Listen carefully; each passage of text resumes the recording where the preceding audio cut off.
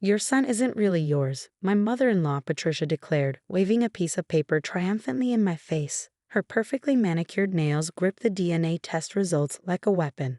I'm taking him to my house where he belongs. I stood in my kitchen, still wearing my gardening gloves, dirt smudge on my jeans from planting spring bulbs with my 6-year-old son Marcus just hours earlier. The afternoon sun streamed through the windows, casting strange shadows across Patricia's face as she delivered what she clearly thought was her knockout blow. Go ahead, I said calmly, pulling off my gloves and setting them on the counter. My response clearly threw her. She'd expected tears, denial, maybe even begging. Instead, I was smiling. What? Patricia's perfectly penciled eyebrows drew together in confusion. Did you hear what I said? These DNA results prove Marcus isn't your biological child. I poured myself a glass of water, taking my time before responding. I heard you perfectly, Patricia, and I said go ahead. Take Marcus to your house. My mother-in-law's triumphant expression faltered slightly. In the 10 years I'd been married to her son David, she'd never seen me this calm in the face of her accusations. Usually, I'd defend myself, try to reason with her, or leave the room in tears. But not today. Today was different. I've already called David, she pressed on, regaining her momentum. He's devastated. To think you've been lying all these years, pretending Marcus was yours when really, she paused for dramatic effect, you must have used an egg donor or something equally deceitful. I couldn't help but laugh, which only seemed to infuriate her more. Did you enjoy your secret little trip to the DNA testing facility last week? The one where you convinced Marcus it was just a fun science experiment. Patricia's face paled slightly. How did you know about that? I finished for her. Oh, Patricia, I know about a lot of things, like how you've been planning this ambush for months, how you've been telling David I'm an unfit mother, how you've been trying to convince him that Marcus would be better off living with you. She straightened her designer blazer, trying to regain control of the situation. Well, now I have proof. These results don't lie. Marcus shares DNA with David and me, but not with you. You're not his real mother. I walked to my home office, Patricia trailing behind me like a shark sensing blood in the water. Opening my desk drawer, I pulled out a thick manila envelope. You're right about one thing, I said, turning to face her. Those results don't lie. Marcus does share DNA with you and David. And you're also right that I'm not his biological mother. Patricia's eyes lit up with vindication, but before she could speak, I continued. I've never claimed to be. In fact, it's all documented right here. The egg donation process, the IVF procedures, every legal document signed by David and me before Marcus was born. We chose this path together because I couldn't carry a child naturally. David knows everything. He was there every step of the way. The color drained from Patricia's face as I laid out document after document on my desk. But he said that he was devastated. I finished for her. Oh, he is, but not about Marcus's genetics. He's devastated that his own mother would go behind our backs, take our child for secret DNA testing, and try to use it as a weapon. I pulled out my phone and played a recording. Mom, how could you do this? David's voice filled the room. We've told you about the IVF, about Sarah's fertility struggles, about our decision to use an egg donor. Multiple times. This ends now. Patricia sank into my office chair, her hands trembling. But I thought, you thought you finally found a way to get rid of me, I said, my voice firm but not unkind. You thought you could use this to take Marcus away. But here's what you didn't consider, Patricia. Love and biology aren't the same thing. I carried Marcus for 9 months. I went through morning sickness, labor, midnight feedings. I'm the one who knows that he hates crusts on his sandwiches and needs his green dinosaur plushie to sleep. I'm his mother in every way that matters. Through the window, I could see Marcus playing in the backyard, his dark hair catching the sunlight as he dug in his sandbox. My son, in every way that mattered. David will be home soon, I continued. He left work early when I told him what you'd done. So yes, Patricia, go ahead and take Marcus to your house. Try to explain to a judge why you took a minor for medical testing without parental consent. Try to justify why you thought genetics trumped legal parenthood. See how that works out for you. Patricia's carefully constructed plan was crumbling around her, and we both knew it. But as I watched her struggling to process her failure, I felt an unexpected pang of pity. How empty must her life be to spend so much energy trying to destroy her son's happiness? You know what the saddest part is? I said softly. You've spent so much time trying to prove I'm not Marcus's real mother that you've forgotten how to be a good grandmother. You could have had a beautiful relationship with him, but instead you chose this. The sound of David's car pulling into the driveway cut through the tension. Patricia stood up quickly, gathering her purse and the now useless DNA results.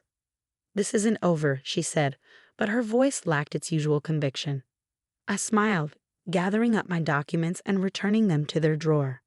Actually, Patricia, it is. David and I agreed. This was your last chance. From now on, any contact with Marcus will be supervised, if it happens at all.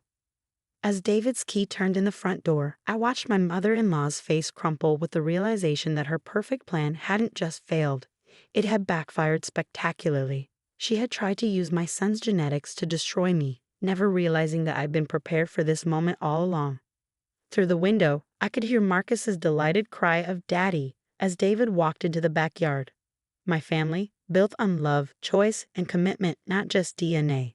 And no amount of genetic testing could ever change that. The weeks following Patricia's failed DNA ambush brought changes I hadn't expected. David, usually so hesitant to confront his mother, became my fiercest defender. He blocked her number after she spent 3 days sending manipulative messages about protecting her grandson's interests. I should have done this years ago, he said one evening as we watched Marcus building a Lego tower in the living room. Every time she attacked you, I told myself she just needed time to accept you. I was wrong.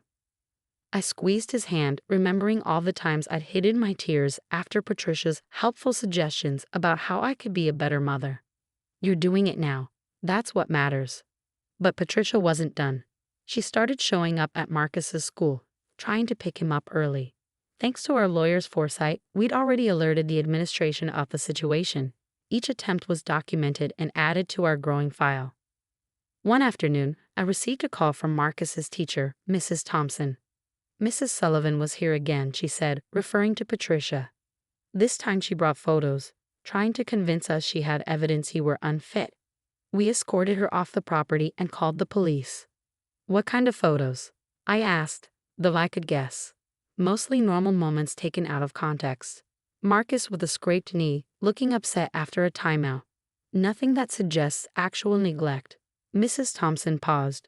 She seemed desperate. Desperate was the perfect word. Patricia had always been controlling, but this was different. Her mask of sophisticated superiority was cracking, revealing something darker underneath. The final straw came during Marcus's soccer game. I was cheering from the sidelines when I heard her voice behind me. You think you've won, but I've hired a lawyer, Patricia announced loudly enough for nearby parents to hear. We're going to prove you're an unfit mother. Did you know she can't even have children of her own? She stage whispered to another mom. I turned slowly, aware of the curious eyes watching us. Patricia, this is Marcus's game. Don't do this here. Do what? Tell the truth. She pulled out her phone. I have videos of everything. How you yell sometimes, how Marcus cried last week when you made him finish his homework before playing. A judge will see. See what? I interrupted calmly, that I'm a normal mother, that I set boundaries, that sometimes parenting is messy and imperfect. Other parents were moving closer now, drawn by the drama, but also, I realized, forming a protective circle around me. These were people who'd seen me volunteer at school events, host playdates, cheer at every game. Mrs. Harrison, one of the dads, called out, I think you should leave. Now. You don't understand, Patricia protested. She's not even his real mother. I understand perfectly, said Emma, another soccer mom. You're harassing my friend and disrupting our kids' game. Security is already on their way. Sure enough, the field's security guard was walking over. Patricia's face flushed as she realized her audience wasn't sympathetic. This isn't over, she hissed before storming off.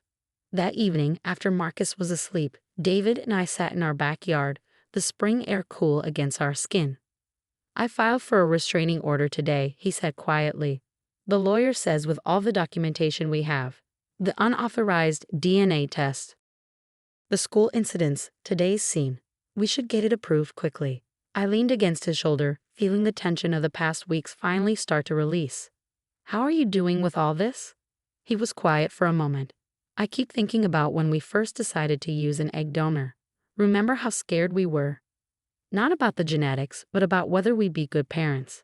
I remembered those days clearly, the fertility treatments that failed, the heartbreaking decisions, the hope that came with choosing another path to parenthood.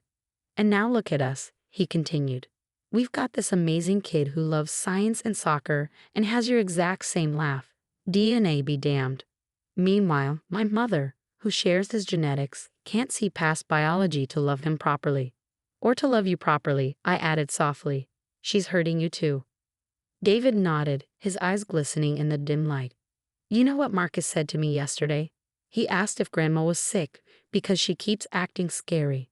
Our 6-year-old shouldn't have to worry about that. I thought about Marcus's question, about Patricia's increasingly erratic behavior. Maybe she is sick, in a way. But that doesn't make it okay. We sat in companionable silence, listening to the distant sound of traffic and the wind rustling through trees. Despite everything Patricia had put us through, our family felt stronger than ever. She had tried to use genetics to drive us apart, but instead, she'd only proven how unimportant DNA really was to real family bonds. I got a call from the lawyer today too, I said finally. She thinks we should consider pressing charges for the unauthorized DNA test. Apparently, it's a form of medical assault to test a minor without parental consent. David tensed beside me. What do you think we should do? I thought carefully before answering. I think we need to send a clear message that this behavior won't be tolerated. Not just for us, but for Marcus. He needs to see that we'll protect him, even if it means making hard choices. He pulled me closer. When did you get so wise? Probably around the time I realized that being a mother has nothing to do with genetics and everything to do with love. As if on cue, we heard Marcus call out from his bedroom, probably another request for water, his favorite bedtime delay tactic. As we stood up to head inside, David caught my hand. Thank you, he said simply. For what? For being exactly the mother our son needs, DNA test or not. I smiled, remembering Patricia's triumphant face when she waved those test results at me. She had thought she was destroying my family, never realizing she was only proving how unshakable our bonds really were. 1 year later, I sat in our backyard watching Marcus chase fireflies at dusk. The restraining order against Patricia had been approved months ago, bringing a peace to our lives we hadn't realized we were missing.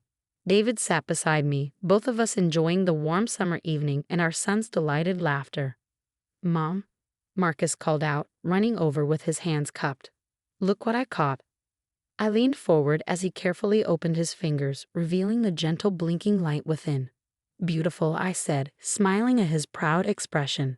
Remember what we learned about why they glow? Bioluminescence, he exclaimed, pronouncing the word carefully. Can we look it up in my science book again? David chuckled. Tomorrow, buddy, it's almost bedtime. As Marcus released the firefly, I thought about how much had changed since Patricia's DNA test scheme. The legal charges for unauthorized medical testing of a minor had resulted in a hefty fine and mandatory counseling sessions for her. More importantly, it had forced her to face the consequences of her actions. Last month, we'd received a letter from her therapist. Patricia had been diagnosed with narcissistic personality disorder and was finally getting help. While it didn't excuse her behavior, it helped explain the desperate need for control that had driven her to such extremes. Sarah? David's voice pulled me from my thoughts. Everything okay? I nodded, watching Marcus chase another firefly, just thinking about how sometimes the worst moments lead us to better places. He knew what I meant. After everything with Patricia, we'd started attending family therapy ourselves, learning to set healthier boundaries and communicate better. David had finally processed years of his mother's manipulation, understanding how it had affected his own parenting. Did I tell you what Marcus said at school yesterday? I asked, remembering the story his teacher had shared. They were discussing families in class, and someone mentioned that families had to share DNA to be real. Marcus stood up and said that wasn't true because love makes real families, not blood. David's eyes softened. He's pretty amazing, isn't he? He is, I agreed. And you know what? He got that wisdom from both of us, DNA or not. The doorbell rang, interrupting our moment. It was Emma from the soccer team, dropping off some forms for the upcoming season. As we chatted, she mentioned that she'd run into Patricia at the grocery store. She actually apologized, Emma said, sounding surprised. For making a scene at the game last year. Said she was getting help now.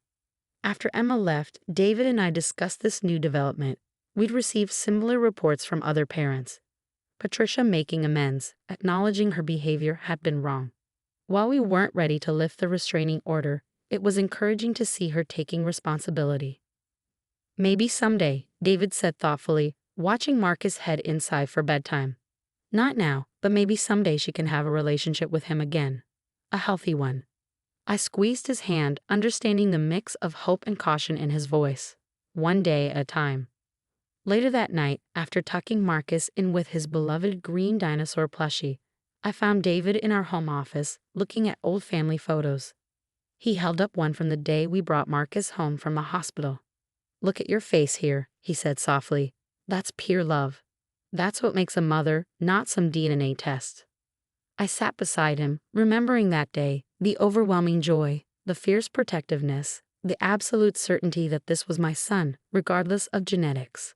"You know what's funny?" I said, flipping through more photos. Patricia tried to use that test to prove I wasn't Marcus's real mother. But all she did was prove that biology means nothing compared to real love. David nodded, pulling out another photo, this one of Marcus and me gardening together, both of us covered in dirt and laughing. "I've learned so much from you about what family really means. Thank you for showing me that love is a choice we make every day." As we got ready for bed that night, I heard Marcus call out from his room. "Mom, can you come here?" I found him sitting up in bed, clutching his dinosaur. "What's wrong, sweetheart?" "I made you something at school today," he said, pulling a folded paper from under his pillow. "It's for Mother's Day, but I want to give it to you now." The paper revealed a carefully drawn family portrait, David, Marcus, and me, surrounded by a huge red heart. Across the top, in his best 7-year-old handwriting, he'd written, "Love makes a family." I hugged him tight, feeling tears prick at my eyes. Patricia's DNA test had tried to prove I wasn't Marcus's mother, but this crayon drawing proved everything that really mattered. In the end, she had failed to understand the most basic truth, that motherhood isn't determined by genetics, but by love, choice, and dedication. As I kissed Marcus goodnight and turned out his light, I felt a deep sense of peace. We had weathered Patricia's storm and emerged stronger, our bonds reinforced by the very attack meant to break them. Our family's foundation wasn't built on DNA, but on something far more powerful, the daily choice to love, protect, and cherish each other, no matter what.